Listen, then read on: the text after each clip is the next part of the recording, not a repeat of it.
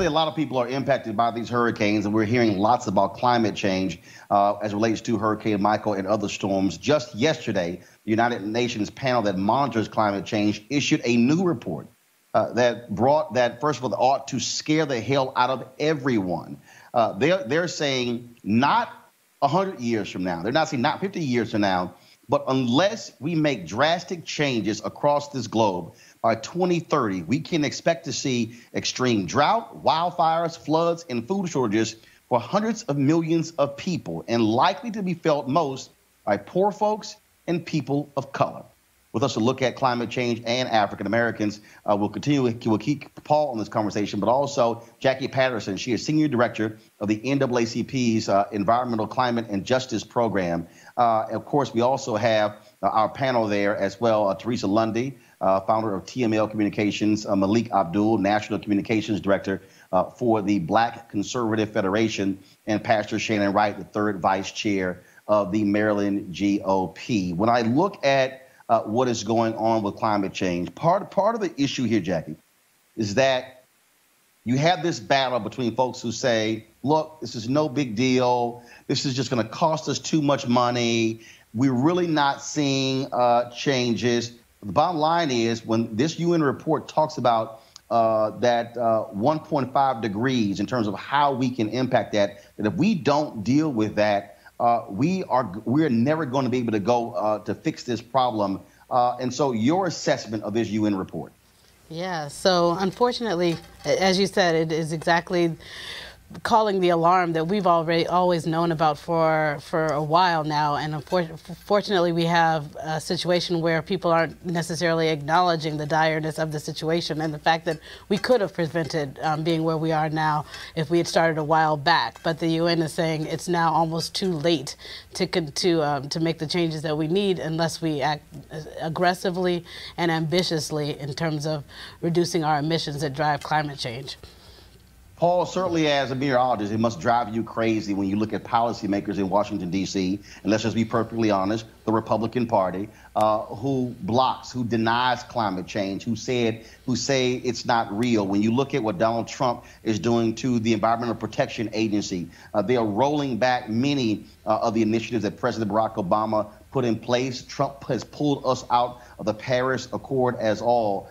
And so it is as if these folks are not paying attention to these rapid storms that are back to back, where we used to get one, maybe two. When you look up and you see 4 and 5 and 6, and it's like surely has to be driving you crazy to listen to how they are dismissing this as no big deal. Well, I look at human nature, Roland, and you look at politicians, they're all on, 2, 4, or 6-year terms. So, climate change doesn't really happen within those terms. Maybe multiple terms, yes, but within one term, not really. So they're worried about getting reelected. So it's all politics. But in terms of the federal government, if you look at what the military is doing, now, despite what the politicians say, the military is making changes now to deal with a changing climate, a rising sea level. So, not everyone in the federal government is ignoring the reality of our changing climate, our warming globe, our rising sea levels, and our stronger and more devastating storms. So the military is doing something about it. So it's not everyone in the federal government. It's just the politicians. Many of them decide that, well, if I do this, it might cost my constituents tax money and their taxes go up. So then they don't like me. They vote me out. So that's their personal decision for whatever bias, whatever skin they have in the game.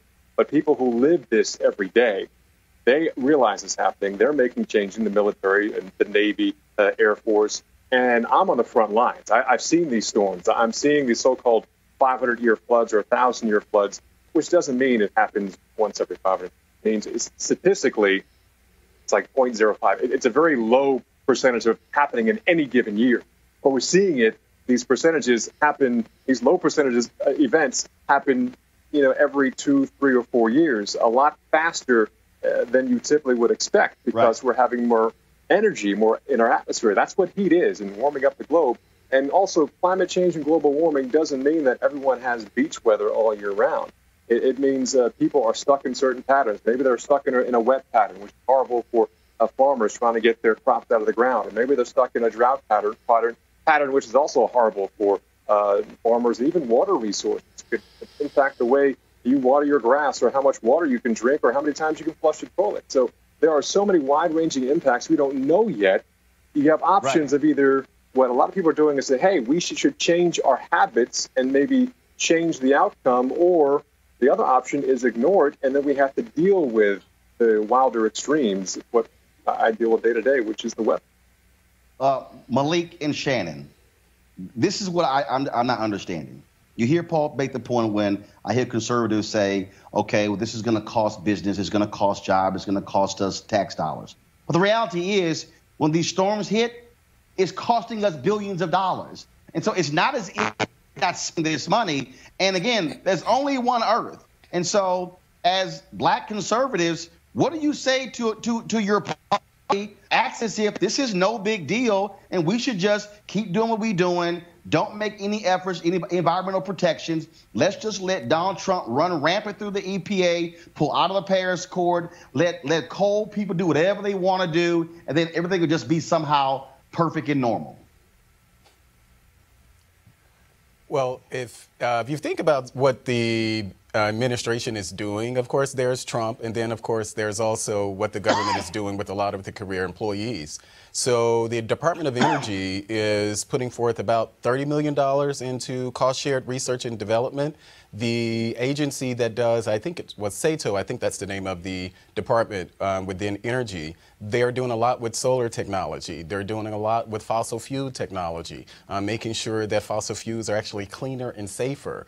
A lot of the things that they're doing beyond the research and development, you know, there's a perception that Donald Trump pretty much is the federal government. So if Donald Trump says something, then that means that the career government employees, people who have worked in government for 20, 25 years, whether it's scientists at NIH, or whether they're management analysts at the Department of Energy or any of the other government agencies, the work of the government goes on irrespective of the president. And so that's a lot of the things that are doing. Malik, I'm sorry. I'm sorry. All I just heard there is straight bullshit, Malik. But it's true. No, Malik. Let's just be real clear. The number of scientists who have resigned from the Environmental Protection Agency is significant. Right. We are seeing a massive attack on scientists in agriculture, in EPA, and also in the Department of Energy.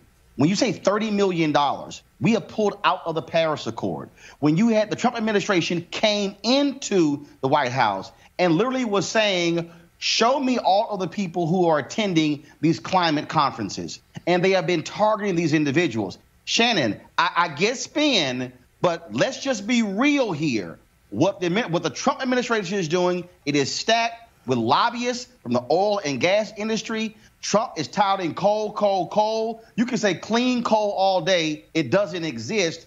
The bottom line is this administration is rolling back in a huge way the environmental protections, and America is not leading the way to address what this climate report is actually saying, Shannon. I can't really argue with you on that one.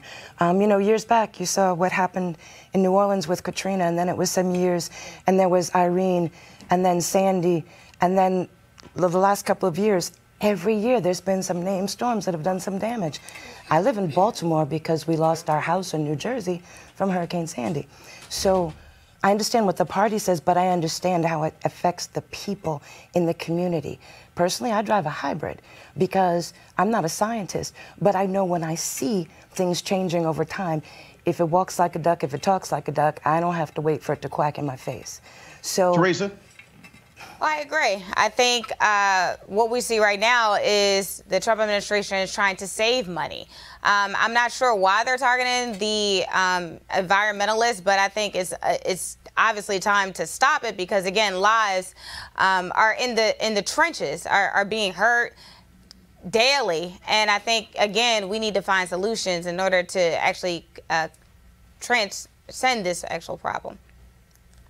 Paul and Jackie, I want to get both of you in here. And so, and look, I understand what Malik was attempting to do, but Jackie, the reality is there is a clear and decisive attack on people who believe that climate change is real.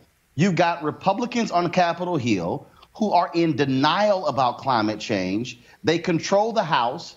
They control the Senate. They control the White House. And so they are not leading on this issue. And in fact, Trump has made no mention of this report.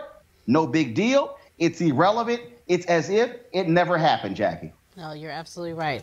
We have situations like where there's been protections rolled back on the Alaska Native villages that are facing impacts where, for example, the Red Dog mine there has violated the Clean Water Act 600 times, and yet it continues to operate and pollute those areas. And those are the same areas where we're having impacts like the Kivalina in Alaska is going to actually evacuate displace their entire populace because of sea level rise driven by climate change.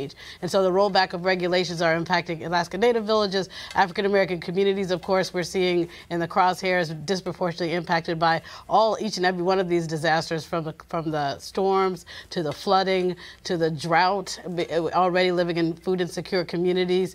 And so all of these impacts are being felt now. We talk about future catastrophic climate change. Some communities are in the midst of catastrophe right now. And Paul, look, this impacts black people. When you look at what's happening with environmental racism all across the country, we are impacted. At the end of the day, look, the people who are most at a disadvantage will be greatly impacted by climate change. Your final comment on this topic. Well, you know, figures don't lie, but liars do figures. Now, I'm a scientist. The figures show that, yes, our climate is changing, our Earth is warming, and like the UN report said, we're going to have irreversible impacts if we don't do something and change things now. And think about back in the 60s and 50s, you know, smoking was the norm. And then eventually they put warning labels on the cigarette packet. Why? Because people linked smoking with cancer, smoking with birth defects with pregnant women. You know, what will it take for, you know, the masses to say, you know what, we need to be protected from this. We need to do whatever it takes. Yes, I know there's a big push and a big fight by big tobacco to stop that. But, you know, the human interest, the safety of the population won out. So it's a matter of, in my opinion, getting people who have that same mindset. Not all politicians are scientists. Some of them are. But when you have 95% of doctors saying, if you smoke, there's a good chance you'll get cancer, and then just 5% saying, there are people who smoke all their lives who don't get cancer. You know, what are you going to do? Me? I'm going with the numbers. I'm a scientist. I'm not smoking, and also I'm aware that climate is changing. And right. If I can, I will choose a greener choice than a non-green choice for the future of my children and their children.